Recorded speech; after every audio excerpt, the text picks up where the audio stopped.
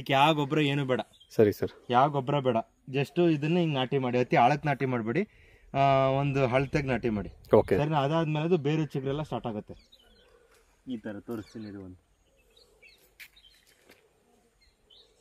ನೋಡಿ, ಈ ತರ.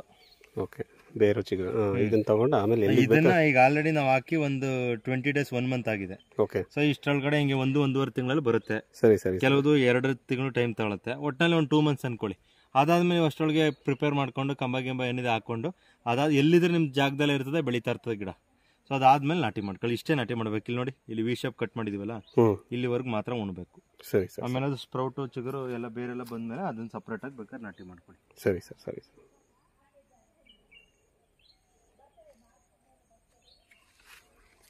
ಅಷ್ಟೇ.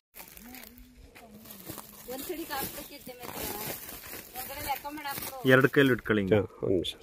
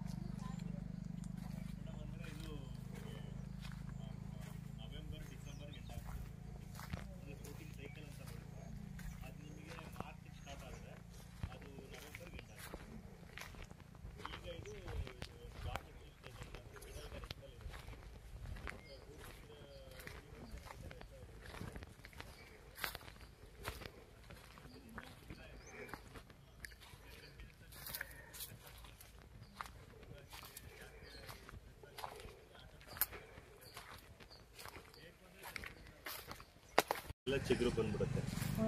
1 month ಸ್ಪ್ರೌಟಿಂಗ್ ಆದ ನಂತರ ನಾವು ಅದನ್ನ ತೆಗೆದು ರೀಪ್ಲೇಸ್ ಪಾಟಲ್ಲೂ ಬರುತ್ತೆ. ಬಟ್ ಪಾಟ್ಗೆ ಹಾಕೋ ನೆಸೆಸಿಟಿ ಇಲ್ಲ.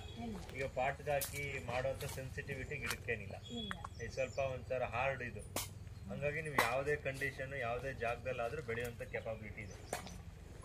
ಹಂಗಾಗಿ ನಾವು ಏನು ಇದಕ್ಕೆ ಪಾಟಲ್ಲೇ ಹಾಕ್ಬೇಕು, ಭಾಳ ಕೇರ್ ಮಾಡಬೇಕು ಅನ್ನೋ ಅವಶ್ಯಕತೆ. ಡೈರೆಕ್ಟಾಗಿ ಮುಂದೆ